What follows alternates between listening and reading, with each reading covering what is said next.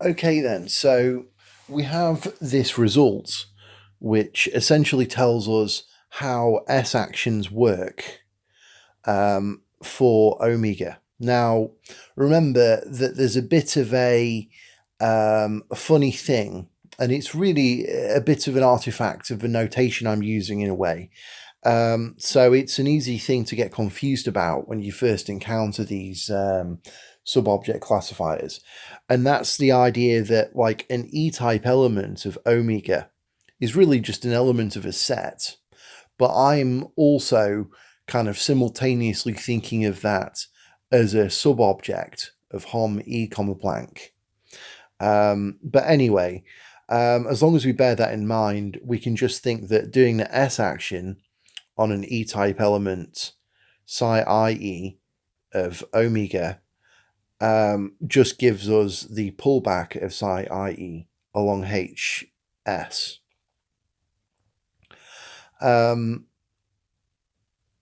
Incidentally, I should mention something pretty important, and that is just that there's another way to think of what HS is, and that we can just think of HS as S under arrow. Okay, where here we're thinking of S as a kind of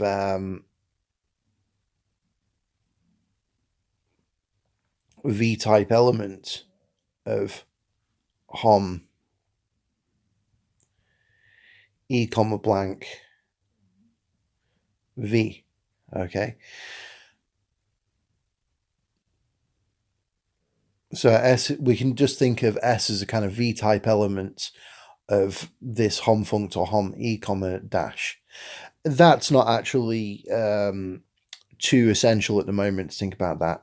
I probably shouldn't have mentioned that at the moment, but it's just I was improving these results. Like I'm about to explain how the sub-object classifier works in a kind of deep way, and there's some proofs involved, and I've just put these proofs in an unlisted video in the description called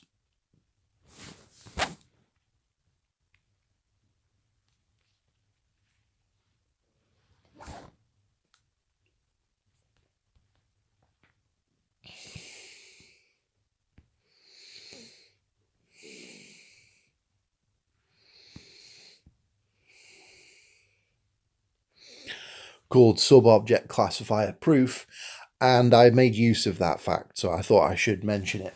Anyway,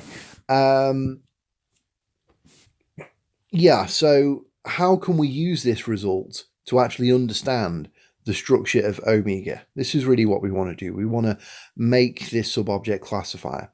So let's now return to our familiar category of functions. And we've already worked out these kind of E-type elements and V-type elements of omega. And so now we want to work out how the S action works. So all we do is we just think about what the pullback of each of these things along HS looks like. So suppose we do the pullback of psi E false along HS. Well, here is again a picture of psi E false. Again, we're thinking of it as an inclusion monic, but basically it's just corresponding to the kind of empty sub-object of Hom E comma blank. And so when we pull that back along HS, we just get the empty sub-object of Hom V comma blank, and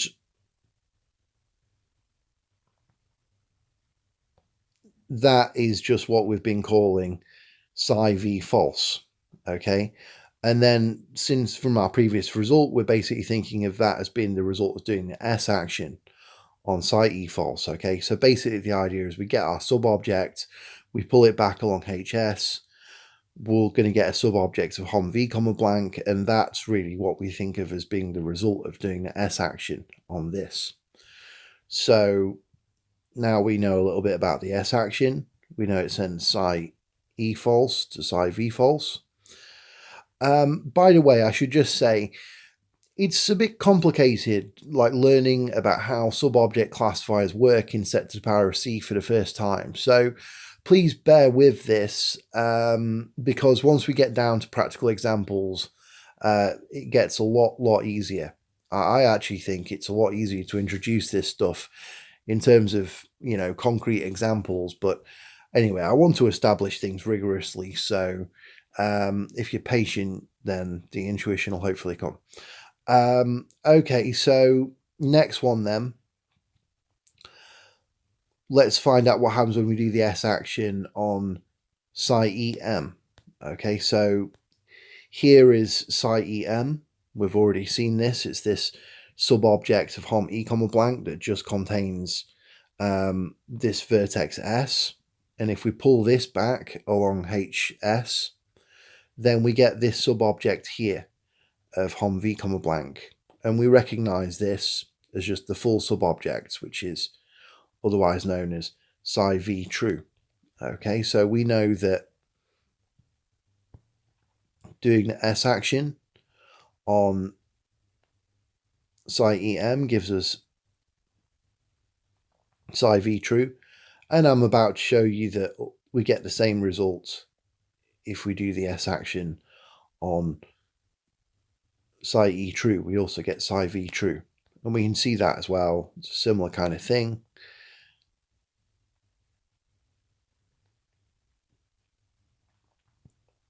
Here's psi E true, it's the full sub-object. If we pull that back along HS, then we get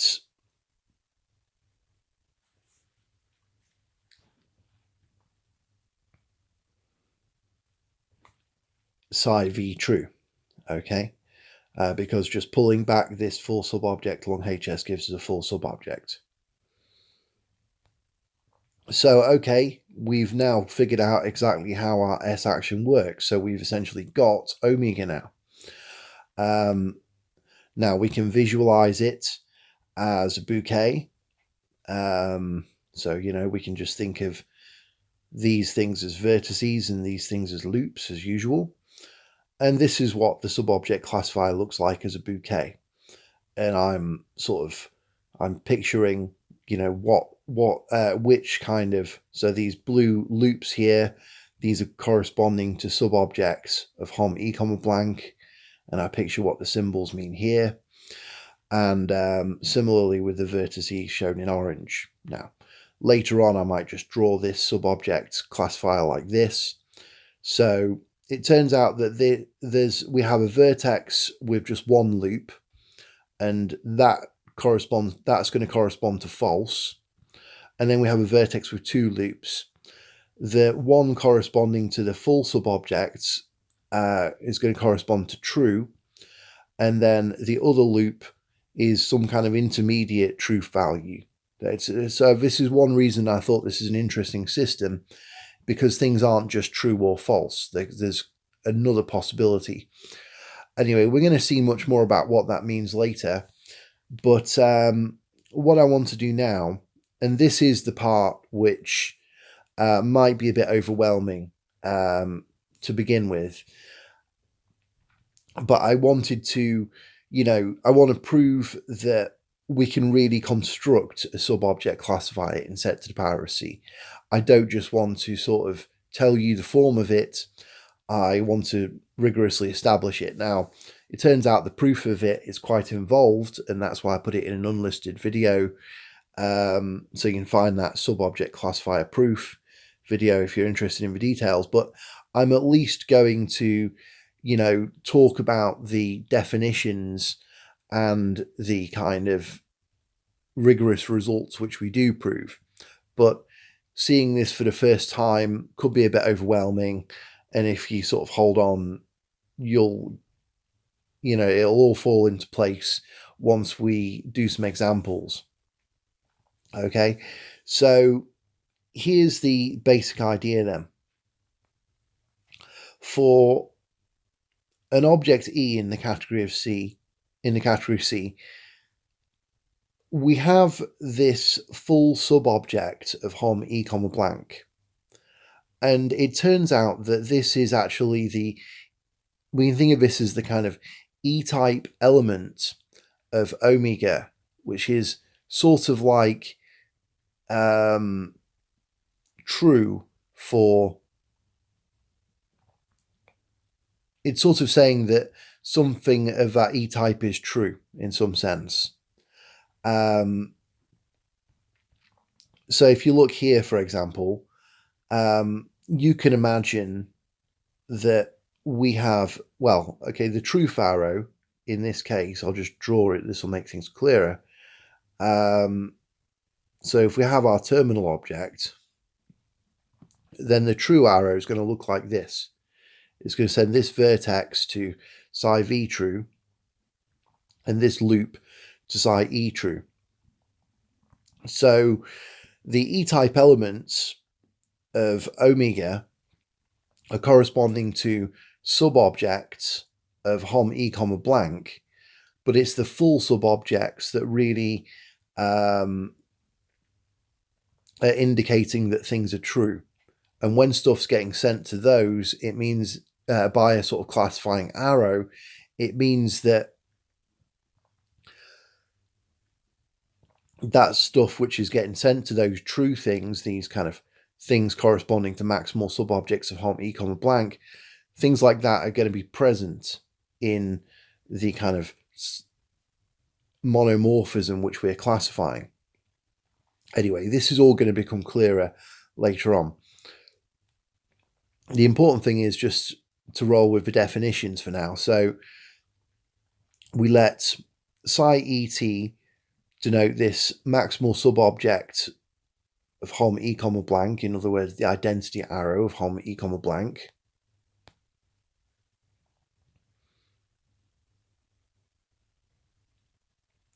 And of course, we think of this as an inclusion monic, and it's also a member of omega of E.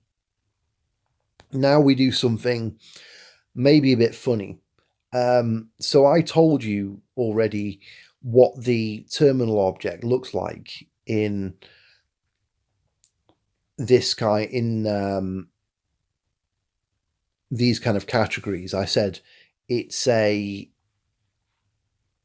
functor from set to the power of C. It sends every object in C to a singleton set. It sends every arrow in C to an arrow from that singleton set to itself. But I mean, if you think about it, you'll get an isomorphic object even if you don't send every object in C to the same singleton set.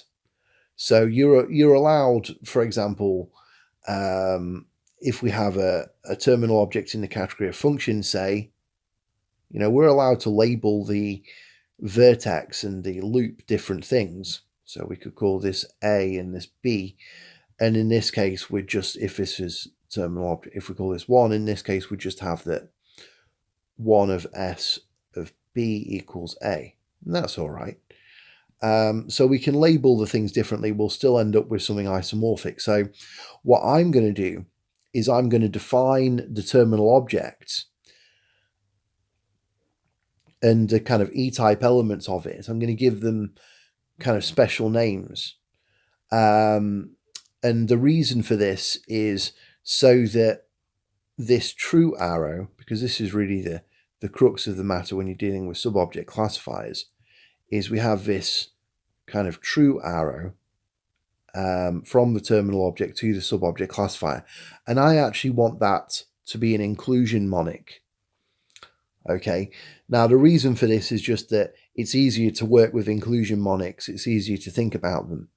And for this reason, I'm going to make the kind of structure of the terminal object look maybe a bit more complicated than it used to. It's not too bad.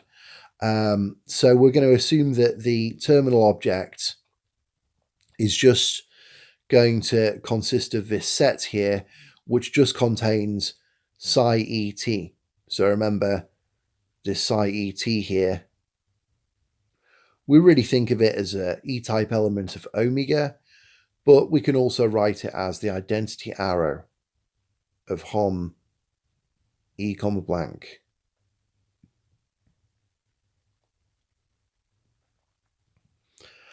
And now the idea is that we've sort of defined our terminal object, and we're basically saying it's made out of the same stuff that omega is made out of. And so we can now sort of think of T as being an inclusion monic. But let's just check that this works, because okay, I've told you how we define the E-type elements of the terminal object, but how does the S action work on the terminal object? Well, of course, the S action better be the only function, so, if we do 1 of S on this, we better just get this set which contains psi Vt. But, in order to think of T as an inclusion monic, we really want to think of 1S here as the restriction of omega of S onto this singleton set. So let's show that this works. So suppose we have an arrow S from E to V in the category C. Well, then if we do the pullback of, well, let's say we want to do the S action on psi E of T. Well, we want to show that this gives us psi V of T. So in other words, we want to show that the pullback of psi E of T along H of S gives us psi V of T. And we can see that quite easily, actually. So we've got psi E of T over here. We want to pull it back along HS, and we get this subobject here. And we want to show that this is psi V of T. So we just suppose we have an arrow Q from some H into Hom V, comma blank. And now we're going to have that Q is in the pullback of psi E of T along H of S, if and only if H of S after Q is in psi ET, which is just the identity arrow of Hom E, but that's always going to be true, okay, because this identity arrow has any arrow in it. So that's a general kind of result which we've come across for subobjects. So this is always going to be true. So Q is always going to be in this. So every arrow is going to be in this monic here from Hom V, comma blank to Hom V, comma blank.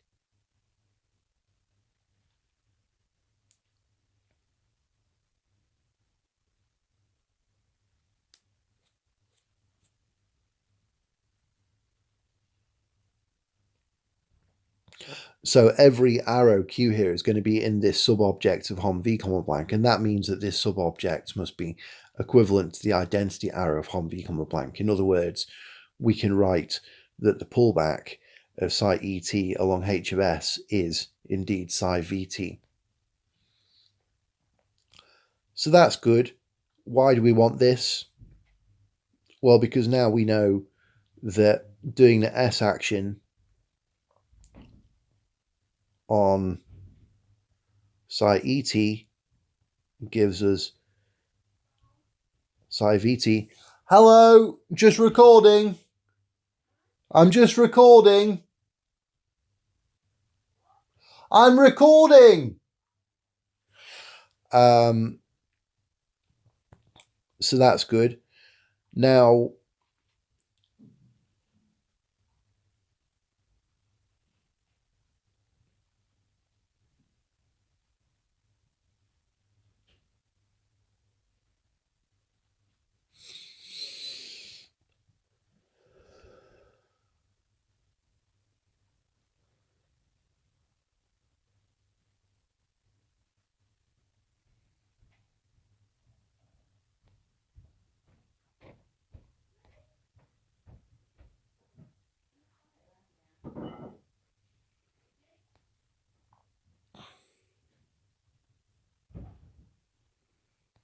so now we can sort of just define T as the inclusion monic, which sends 1 into omega, because we've already said we want to define this terminal object 1 here, so that the E figures of the terminal object is just a singleton set having psi ET, and the V figure of it is similarly just this set with psi vt.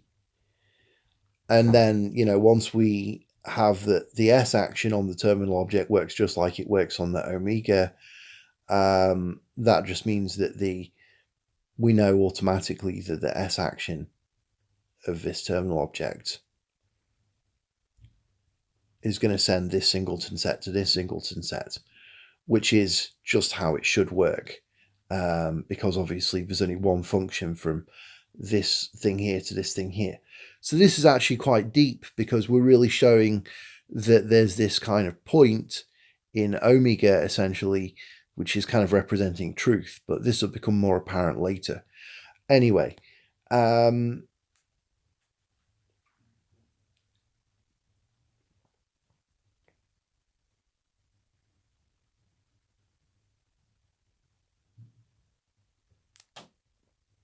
yeah, so as I say, 1s is going to be the unique function from this singleton set to this singleton set. So we have this thing where we're calling 1, where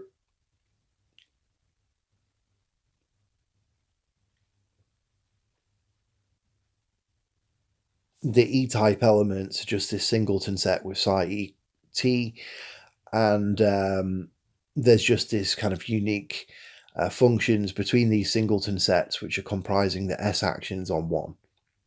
And so it's pretty clear to see that this is 1 is going to be isomorphic to a terminal object,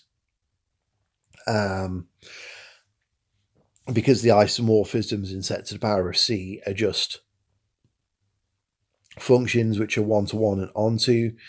And well, they're just because the isomorphisms in set to the power of c are just these natural transformations which have each of their components as one-to-one onto functions.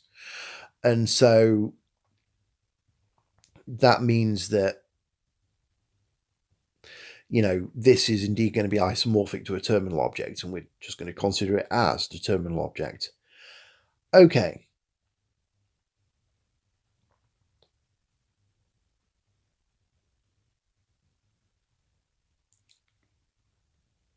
And of course, I'm thinking of this as an inclusion monic. So we now think of the kind of ETH component of T as just this kind of inclusion function. So this is really the important picture. This is what, what this thing looks like in set to the power of C. We basically just get these kind of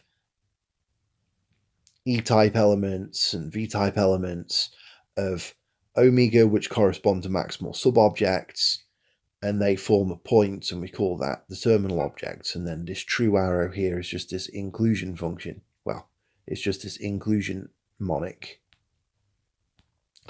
So, okay, now we want to establish that this result works. So